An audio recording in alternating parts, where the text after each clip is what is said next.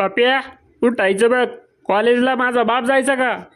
अहो पप्पा, रविवार आहे आज. रविवारचं माझ्या बापाने गेलतं का कॉलेजला?